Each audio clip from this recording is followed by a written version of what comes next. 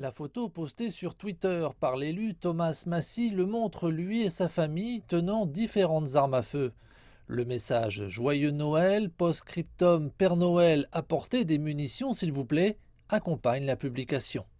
Cette photo a suscité le soutien en ligne d'utilisateurs pro-armes, mais aussi la condamnation. Ce contre-coup fait suite à la fusillade la plus meurtrière depuis plus de 3 ans et demi, perpétrée dans un lycée américain. Âgé de 15 ans, Ethan Crumbley est accusé d'avoir tué par balle 4 élèves et d'en avoir blessé 7 autres au lycée d'Oxford dans l'État du Michigan. Ses parents font également face à des accusations d'homicide involontaire. Les procureurs affirment que ces derniers ont acheté l'arme à feu pour leur fils en ignorant les signes avant-coureurs indiquant qu'il était une menace. Ils ont comparu samedi par vidéo devant le tribunal, plaidant non coupables des charges retenues contre eux.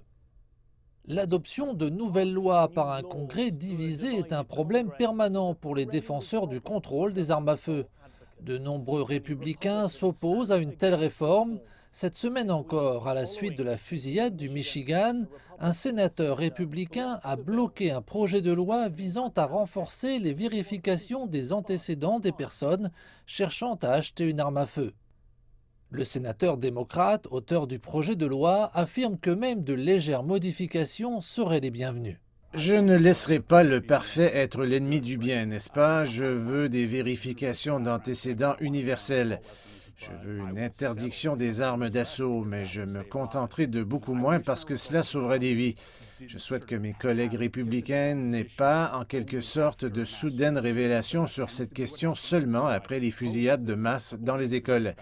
Mais c'est généralement ce qui se passe et j'espère donc que dans les 2 prochaines semaines, nous pourrons revenir autour de la table.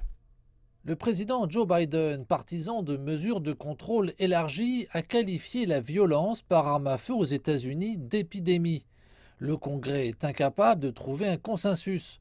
Cela signifie qu'une autre tragédie s'est produite dans un établissement d'enseignement et qu'aucun changement des lois régissant les armes à feu aux États-Unis ne devrait suivre.